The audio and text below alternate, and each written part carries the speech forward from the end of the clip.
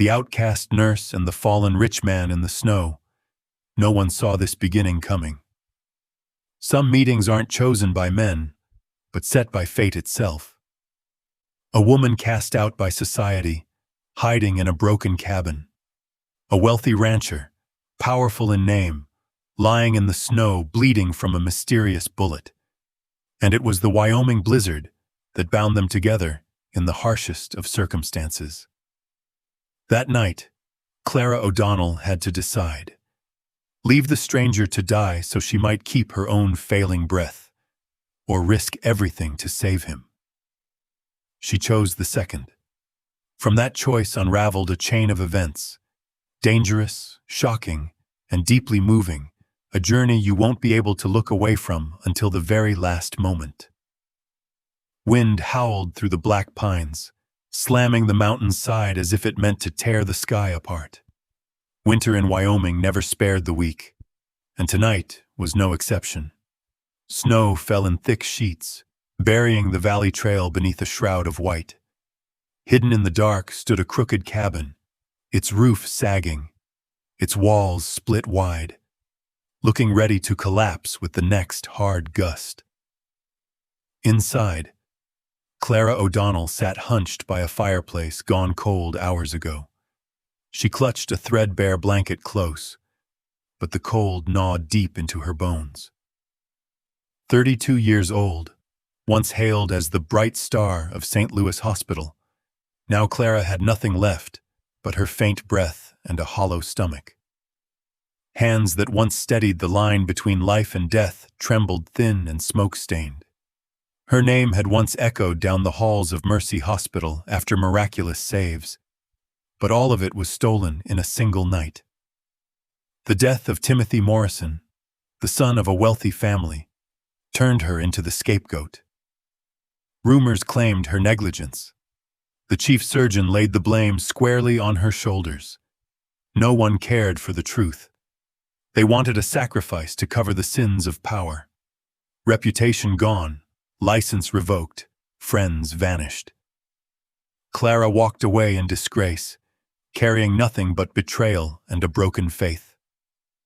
The brutal West became her last refuge. Out here, no one knew her name. No one asked about her past, but no one offered a hand either. Day by day, she scraped wood, set rusty traps for rabbits, and survived through bitter winters. Tonight, her food was gone. Hunger churned like a beast inside her hollow belly. She stared at the snow-draped mountain ahead, a white shroud of death. Maybe the end would come soon, quiet, cold, and unseen. Outside, the wind moaned through the cracks like mournful cries. Clara bowed her head to her arm, eyes heavy. Memories crashed in. The boy Timothy's face, his mother's empty stare, the hospital board's cold judgment. Pain stabbed her heart. She wanted to scream her innocence, that she had done everything. But who would listen? In the West, even screams got swallowed by the wind. The blizzard raged on, yet deep inside, a small ember still burned. She wasn't ready to vanish. Not yet.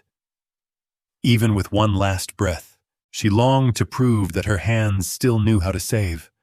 Snow smothered the forest, erasing all traces of life.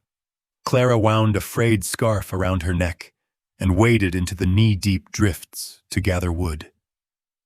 The cold sliced her skin, but worse was the weakness of hunger buckling her legs. Each step she wondered, would she make it back alive? Then she froze. Through the swirling white, a dark shape lay crumpled in the snow. Heart racing, she trudged closer. A man.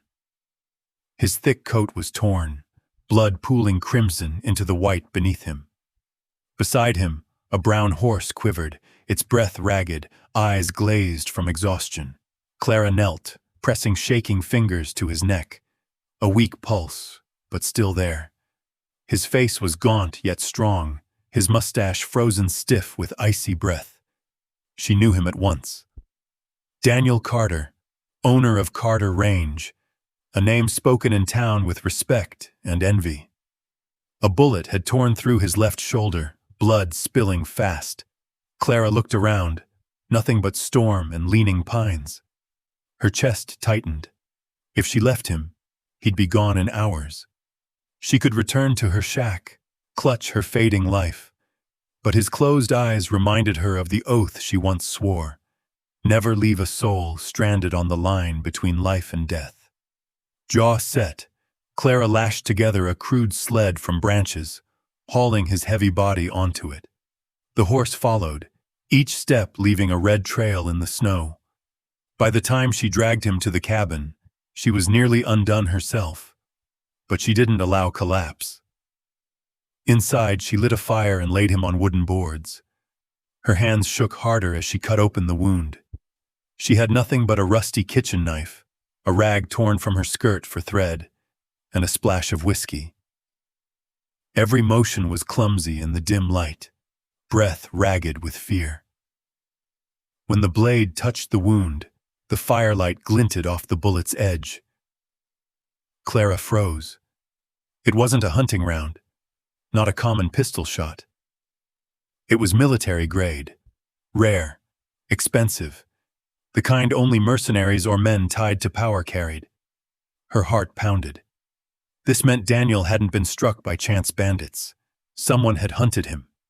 In that instant she knew. Saving this man had pulled her into a storm far more dangerous than the one outside. But her choice was made. Needle and rag pierced flesh, each stitch rough but sure. Daniel groaned, breath ragged. Clara whispered over him, "You have to live. Otherwise, everything I've done is for nothing." Now I'll ask you, if it were you in this moment, where would you stand? A. With Clara, the broken woman who still chose to save a life. B.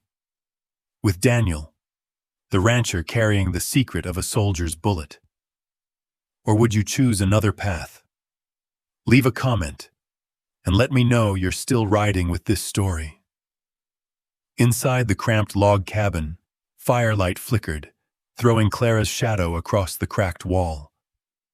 Sweat streamed down her brow, hands trembling yet unyielding. The rusty kitchen knife, heated red-hot to sterilize, now cut deep into torn flesh. Clara bit her lip until it bled, steadying the incision to fish out the bullet buried in Daniel's left shoulder. A muffled groan escaped his throat, twisting her heart. Then, a faint metallic snap. The slug came free, dropping dark with blood onto the dirt floor. Clara gasped for breath, pressing a rag soaked in whiskey over the wound, before stitching with thread stripped from her own tattered hem. The stitches were crooked, ugly, but strong. When she finished, her body sagged, drained as if life itself had been wrung from her arms. Daniel burned with fever, each breath scorching, his body shaking under the strain. Clara stumbled outside, hacked willow bark with her knife, ground it with the last of her dried herbs, boiled it in melted snow. She forced spoonfuls of the bitter brew past his lips. When he convulsed, she cradled his head, whispering comfort as if to a child. The night dragged endless. Daniel drifted between worlds, eyes half open, whispering one name: Elise. His voice cracked with pain, lost in some nightmare. Clara froze. Elise? A sister? A lover left behind? The question tore at her, but she pushed it aside. Survival first, questions later. She didn't remember how many times she wrung out the rag on his brow, how many times she clasped his hand through the fevers. Exhaustion blurred her vision, hunger gnawed her chest, but she dared not close her eyes. Every labored breath from Daniel bound her tighter, as if her own fate hinged on his survival. In those hours, a realization struck. How long had it been since she'd felt useful? For months she'd walked through shadows, smothered under the ashes of lost honor. But here, with death pressed close, her hands fought it back. Here, keeping a stranger alive, the flame of her calling still burned. By dawn's pale light bleeding through the warped boards, Clara sat hollow-eyed, hair tangled. Daniel lived. His breath steadied, his fever eased. Clara slumped at the bedside, tears sliding silently, not only from exhaustion, but because for the first time in so long, she had a reason to keep going. Morning sun slipped through the cracks, falling across Daniel's pallid face. He stirred, lashes fluttering, eyes opening at last. Clara snapped upright, her hands still shaking, but hope lit her gaze. "You're alive," she whispered, as if reminding herself. Daniel turned his head, gaze hazy, landing on the gaunt woman beside him. His voice rasped, "You saved me?" Clara didn't answer right away. She changed the bandage, pulled the wrappings tight before speaking. "I did what I had to. You lost too much blood. Fever nearly took you." Daniel drew a ragged breath. It wasn't bandits. It was Harland Price. The name cut the air like a blade. Clara stiffened. Everyone in Wyoming knew that name. Harland Price, who owned half the town, a land baron ruling through money and violence. "For the water," Daniel went on, voice broken. "Carter Range sits on the last spring that runs all year. Harland wants it all. I refused to sell. He sent guns instead." Clara's hand clenched as she glanced to the cabin door, where snow still howled outside. "If he sent men once, they'll come again. This place won't stay hidden long." Daniel tried a pained smile. "You owed me nothing, yet you saved me. I swear, as long as I live, I'll never forget. I'll repay this." Clara shook her head, eyes steady. "I don't want repayment. I want you alive. Don't make my choice meaningless." As Daniel drifted back into rest, Clara reached for his blood-soaked coat. Her hand struck something hard inside the lining. She pulled it free. A sealed envelope, thick paper damp with snow. Carefully, she opened it. Scrawled letters stared back. Detailed plan to bribe Judge Wilson, ensuring land and water rights awarded to Harland Price. Clara froze. Not a letter, but evidence strong enough to shake the town to its core. If anyone knew she held it, both she and Daniel would be hunted without mercy. She looked at him, chest rising weakly in slumber. The question clawed her heart. Saving this man meant stepping into a war against the most feared power in Wyoming. Yet walking away meant fading back into nothing, living like a ghost. If it were you, where would you stand? A. With Clara, the woman who found her worth again, now staring down danger. B. With Daniel, the man carrying secrets that could upend a whole town. Or would you choose another path? Leave your answer in the comments, so I'll know you're still riding with this story. By the third night, the blizzard had calmed, but the silence outside was thick and unnatural. Clara sat at Daniel's bedside, dark circles under her eyes, fingers pressed to his wrist just to be sure he still lived. The fire had burned down to faint embers. The cabin reeked of dried blood, whiskey, and sickness. Then 3 hard knocks split the night. Sharp, deliberate. Clara jolted, blood running cold. No one came out here. Unless. "Anybody inside?" A man's voice, gravelly and cold. Clara bit her lip, heart hammering like war drums. She pulled the blanket higher over Daniel, then stepped to the door.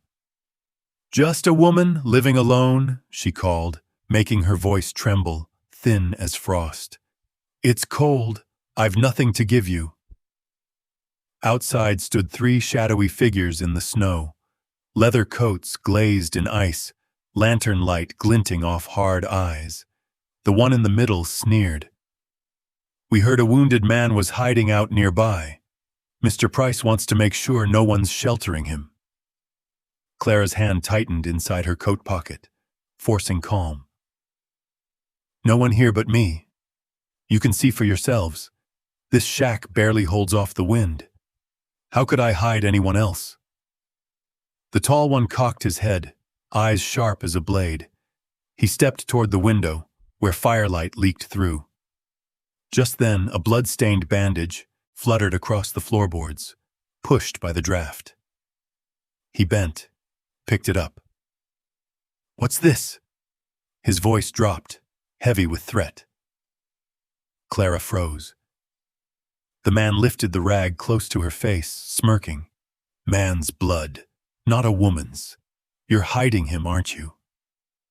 The other two closed in, one hand sliding onto a pistol grip. Clara backed against the door, breath short. It was an accident. Trapping game, The tall one lunged, fist knotting in her collar, slamming her against the wall. His breath stank of smoke and cheap whiskey. "Don't lie to me, woman. If you don't talk, we'll search ourselves." Clara fought the panic rising in her chest, mind racing. Inside, Daniel lay helpless. If they found him, it was over. Her throat clenched, but her eyes sparked with defiance. "Let me go," Clara rasped, voice hoarse but burning with courage. She swung her free arm, shoving him back. At that moment, the draft fanned the fire, flames flaring bright, throwing the hunger of wolves across their faces. Death was a breath away. The brute's grip crushed her collar, pinning her to the timber wall. His partners drew iron, steel flashing in the firelight. Clara felt the scythe of death hanging over her, heart racing wild. Then, gunfire thundered. A board above their heads exploded into splinters. The tall man recoiled, dropping Clara. From the back room staggered Daniel Carter, pale as bone, shoulder-bound in bloody cloth, yet steady hand wrapped around a Colt. "Get out!" His voice cracked but carried steel. The gunman spun. Clara seized the iron poker from beside the hearth. When one rushed in, she swung with desperate strength. The blow smashed his knee. He collapsed, screaming. Clara turned, heaving the bar down on his shoulder, knocking him into the spilling coals. Sparks leapt across the floor, chaos erupting. Daniel fired again. The bullet whistled past the ear of another, forcing him to the door. The tall man raised his revolver, but shock rattled his aim. His shot buried itself in the wall. Daniel swayed, pain tearing his wound, but he planted himself before Clara. For an instant, Clara saw it, the fear in their eyes. They hadn't expected a half-dead man to still fight, nor a frail woman to wield iron like a desperate warrior. The wounded outlaw dragged himself toward the door, spitting words between gasps. "Elise. She won't escape either." The name cut the room like ice. Daniel stiffened, eyes flashing with dread. Clara realized it at once. Elise, the name he'd whispered in fever, wasn't just a ghost. She was their next mark. Not only Daniel's life, but his sister's, hung in Harlan Price's noose. The three shadows fled into the night, boots pounding, hoofbeats fading into the storm. Inside, Clara braced on the poker, chest heaving, hands trembling. Daniel slumped against the table, fresh blood soaking his bandages. Both knew it then. The secret was out. This shack was no longer safe, and danger reached beyond one dying rancher, toward an innocent girl somewhere out there. Clara gripped the iron tight, drew a sharp breath, and looked at Daniel. Fear still flickered in her eyes, but it was giving way to resolve. The fight had begun, whether she willed it or not. "If it were you, where would you stand?" "Oh." With Clara, the woman turning fear into strength. "B. with Daniel, the man standing wounded but unbroken before danger? Or would you choose another path? Leave your answer in the comments, so I'll know you're still riding with this story. At first light, the storm had broken, though the cold still clawed like talons against the flesh. Clara packed the meager belongings of the cabin and helped Daniel into his coat. His shoulder wound made each step a burden, yet his eyes burned with a strange, stubborn fire. Both knew well, if they lingered, Harlan's men would return, and this time they wouldn't come alone. The only road left was back to Carter Range, where Daniel could gather those loyal to him, and where truth might stand a chance. The horse, scraped but not broken, carried Daniel along the frozen trail. Clara trudged beside, her boots sinking deep into snow with every step. Wind slashed her face, tearing at loose strands of hair. Fear stalked her heart, but she pressed on, driven by the thought of Daniel's sister, Elise, already marked as the next prey. By nightfall, they found shelter in a stone hollow, dry grass left behind by wild beasts. Clara lit a fire, its glow painting Daniel's face in weary lines. Fever gripped him once more, sweat beading, his brow hot as coals. Clara melted snow, soaked a rag, pressed it to his forehead, and fed him the last of her herbs. Holding his head, pouring bitter broth to his lips, her hands shook. His eyes blurred in fever, yet she clasped his fingers tight, whispering, "You have to hold on. I can't lose another soul." The words tore something loose inside her. She folded into herself, voice breaking. "I was a nurse in St. Louis. I saved lives, dozens. But when young Timothy Morrison died, they cast all blame on me. The chief surgeon, the wealthy family, they all turned. I lost my honor, my work, and every friend I thought I had. I ran west only to escape the wreckage." The firelight caught her tears, her confession spilling raw into the night for the first time. Daniel's hand twitched, closing weakly over hers. His eyes stayed shut, but his voice rasped, steady enough. "Out here, folks aren't judged by accusations, only by what they do." Clara lifted her head, stunned. For a moment, the flame inside her flared anew. Yes, actions were the only measure that mattered. And in this very moment, risking her life to keep him alive, truth was brighter than any courtroom's lies. The storm still howled outside the cave, but inside, a small fire no longer trembled before the wind. Days later, after battling snow and hunger, Carter Range rose from the White Valley. The sprawling ranch stood like a fortress, frost on the barns, fences bowing under ice, yet still enduring Wyoming's cruelty. Daniel nearly fell from the saddle, but when his eyes caught the old house, they glimmered with hope. The door burst open, a young woman ran out, Elise. She froze at the sight of her brother, tears flooding. "Daniel, they told me you were dead." She threw her arms around him, heedless of blood seeping through his bandages. Behind her came Jacob, the old steward who had kept Carter Range alive through countless winters. His eyes narrowed, scanning Daniel, then flicked to Clara with guarded weight. But when Daniel muttered, "She saved my life," Jacob gave only a grave nod, suspicion easing into respect. Inside the parlor, fire crackled as Elise spoke fast, voice shaking. "Harlan Price filed papers at the county court. He claims the spring belongs to him. He even has certified signatures. The ruling comes next week. Without proof, the ranch will be gone." Daniel clenched his fist, but the wound kept him from rising. Clara stood silent, then stepped to the chest of old documents Jacob had set out. She sifted through brittle pages, Spanish ink faded with time.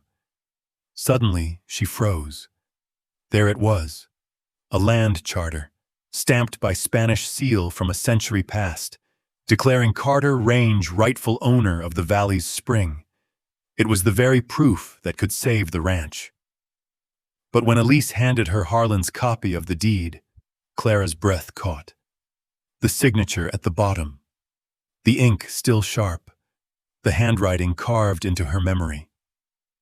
Dr. Henry Whitmore, the man who'd stood in St. Louis, swearing under oath that Clara's negligence had killed Timothy Morrison. In that instant, the pieces fell into place like a blade across her chest. The man who ruined her life, and Harlan Price, the vulture reaching for Carter Range, were tied together. Clara dropped the page, her hands ice cold. Silence drowned the room, broken only by the scream of wind against the glass. She lifted her eyes to Daniel and Elise, her voice low but hard as steel. Harlan doesn't just want land. He's tied to the men who destroyed me. We're facing a monster with reach far deeper than you know. If it were you in this moment, where would you stand? Oh, with Clara, the woman who just uncovered justice, now facing her oldest enemy. B with Daniel, the man shouldering the weight of a ranch and his sister's life. Or would you choose another path? Leave your answer in the comments, so I'll know you're still riding with this story. The Wyoming Valley burned crimson as the sun fell, sky painted like fire. Silence shattered beneath the thunder of hooves. Harlan Price rode in from the main road, flanked by more than a dozen gunmen, rifles gleaming. At his side sat a man in a black cloak, clutching a writ sealed in red, the county judge Harlan had bought and paid for. On the porch of Carter Range, Daniel, Carter stood tall though swathed in bandages, sweat soaking his shirt with every throb of his wound. Still, his gaze never faltered. Behind him, Clara clutched the brittle Spanish deed, last proof that could save the ranch. Elise and old Jacob stood on either side, faces tight with fear yet fixed on the truth about to break. Villagers trickled in, gathering along the fences. Word had spread like wildfire. Harlan meant to steal the spring, and tonight he brought the law in his pocket. No one spoke loud, but in their eyes flickered both dread and a fragile spark of hope. Harlan yanked his reins, his stallion screaming. He raised his booming voice, daring it echo through the valley. Daniel Carter, you've nothing left. The writ is here, the seal is here, the judge has signed it. Carter Range belongs to Price now and forever. The judge lifted the paper, voice trembling as he read. By order of the county court, ownership of the water source and adjoining land is hereby transferred to Harlan Price. A hush rolled over the crowd. Some dropped their eyes as if fate were sealed. But Daniel stepped forward, voice hoarse yet cutting clear. No, this ranch belongs to me, to my family, and to this community. We have the true deed, not some forgery cooked up by him. Clara strode out, her hand shaking, yet her eyes blazing. She raised the weathered Spanish charter, yellowed with time but stamped in ink that survived a century. Her voice rang like iron on steel. This is the original title, notarized generations ago. Proof Carter Range holds rightful claim to the spring. Every scrap Harlan filed is a lie. A murmur swept the villagers, mouths agape, whispers rising. Who was this woman, a stranger, daring to challenge Harlan's empire? Harlan's face flushed, fury boiling. Lies! A wandering woman dares defy the court? Daniel's fist clenched, his voice cracked like thunder. No, she saved my life and bears witness to the truth. If you want Carter Range, Harlan, you'll have to step over our graves. Tension snapped taut as wire. Hands gripped pistols, triggers hovered. The red sky glared down, wind carrying the phantom stench of gunpowder, as if battle already burned in the air. The whole valley held its breath, hearts caught between fear and hope. In that fiery dusk, Clara lifted the Spanish deed higher, her voice ringing against the wind. This is the truth. Carter Range owns the spring. Harlan Price forged papers, bribed the court, and tried to rob this land from its people. The crowd roared alive, whispers flaring into shouts. Farmers, smiths, traders, faces once cowed now clenched fists, eyes lit with new resolve. Harlan's rage twisted him red. He yanked his reins, bellowing, "Don't be fooled! This is a farce! A nameless woman cannot stand against my power, against the law!" But before he could finish, a cracked voice cut the air. "Enough, father!" All heads turned. William Price, Harlan's son, staggered forward from the crowd. Thin, disheveled, gaunt from ruin, but in his weary eyes burned a different fire. He faced his father, voice trembling yet strong. "All my life you used me. You chained me with my addiction, made me your shield for every crime. But tonight, I will not be silent." From his coat, he pulled a crumpled letter and thrust it toward Clara. "This is the proof, your order to hire assassins to ambush Daniel Carter. I carried this shame long enough. Tonight, it ends." The valley froze. The judge blanched, stumbling back. Harlan's gunmen faltered, a few lowering their rifles. Harlan roared, spurred his horse to seize the paper. But 3 federal agents stepped from the shadows, rifles raised. One barked out, "Harlan Price, you are under arrest for conspiracy to murder, forgery, and bribery of this court." Iron shackles clamped shut. Harlan writhed and cursed, his face twisted in rage as the crowd erupted. Farmers, smiths, townsfolk surged forward, shouting, raising fists, pledging on the spot to form a water alliance, vowing never again to let one man hold dominion over their lifeblood. In the storm of cheers, William collapsed before Clara, tears streaking his hollow face. "I was abandoned, broken by my father's darkness. But you saved Daniel. You saved this town. Please, give me a chance. To heal. To stop being a burden." Clara froze. In William's haunted eyes, she saw her own reflection. Those long months cast out, branded, forgotten.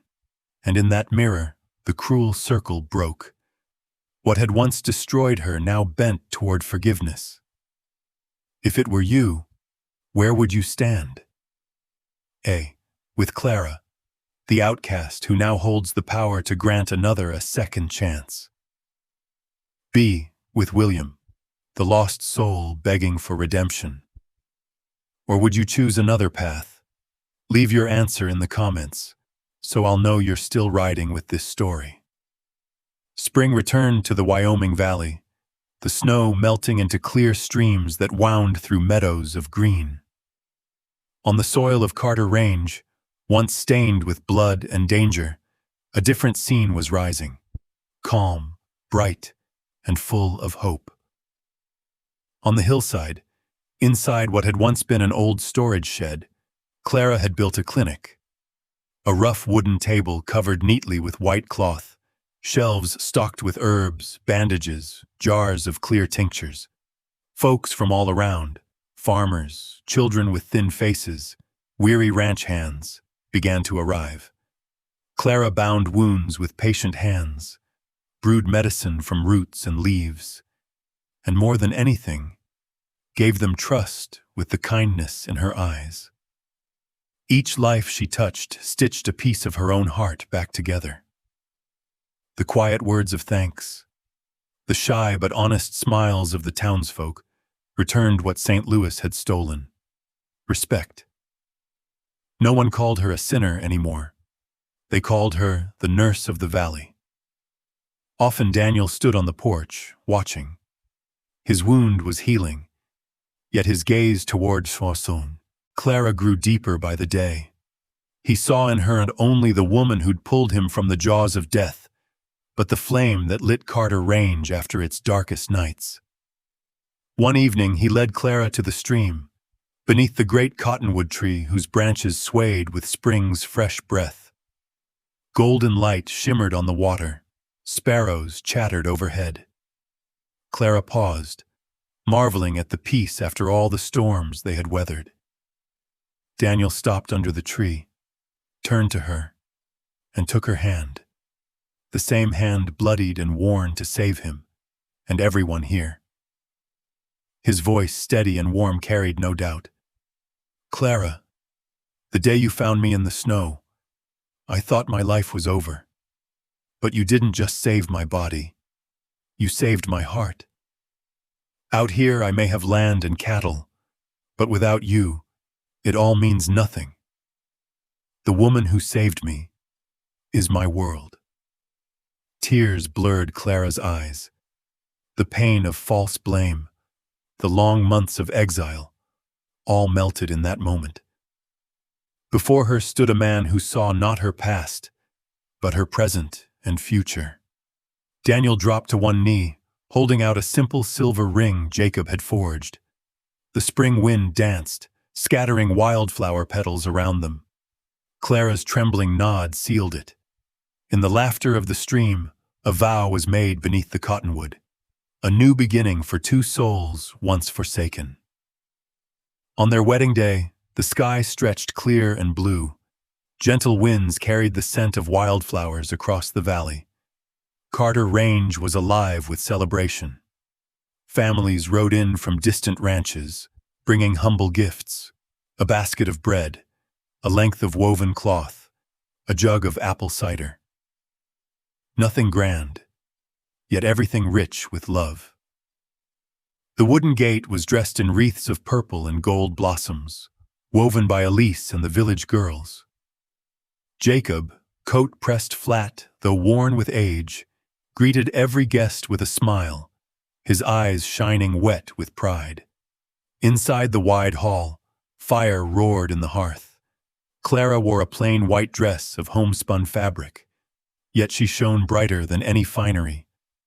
The years of shame in St. Louis felt like a far-off dream. Today, she was the bride of the valley, the woman all trusted, all cherished. Daniel, clad in a simple brown suit, walked to her side. The scar on his shoulder remained, but he stood tall, face aglow. When their eyes met, the room hushed. Their vows fell beneath the glow of sunset through the window, met by the thunder of clapping hands from the whole community. Afterward, Elise and Jacob announced plans to channel the spring's water, sharing it with every small ranch nearby. Cheers erupted, children darted through the yard, neighbors clasped hands. Carter Range was no longer one family's fight, but the heart of an entire valley. In a quiet corner stood William Price, changed. His face still hollowed by struggle, but his eyes clearer, steadier. With Clara's help, he had begun the hard road of breaking free from addiction. Embraced by a community that now gave him a chance, he looked at Clara with wordless gratitude, a reminder that no one is truly lost if given a hand to rise. Night fell, torches lit the valley. Music rang from an old guitar, feet stamped to the rhythm of simple dances. In Daniel's arms, Clara lifted her gaze to a sky full of stars. Her heart brimmed with a happiness both humble and profound. From outcast, she had become the living heart of Wyoming's valley. Far on the hillsides, wildflowers bloomed in waves of yellow, violet, and white beneath the moonlight. Their beauty was more than nature's. It was a symbol of rebirth, of a woman, of a community, and of a land once shadowed in darkness. Beneath the vast sky of the West, the tale of Clara and Daniel closed not only with a simple wedding, but with the rebirth of a whole valley. Clara, once forgotten, had reclaimed honor and faith, becoming the heart of her people. Daniel, pulled from death's edge in a blizzard, had learned true happiness lay not in land or power, but in love and shared hope. Maybe each of us has known days of exile, of being misunderstood, or stripped of worth. But this story reminds us, there is always a chance to begin again, if we dare to believe in our actions and our hearts. What do you think? If you were Clara, would you have had the courage to save a stranger in the storm? Share your thoughts below. And don't forget to like, subscribe, and comment, so together we can keep spreading more heartfelt, human stories of the Wild West.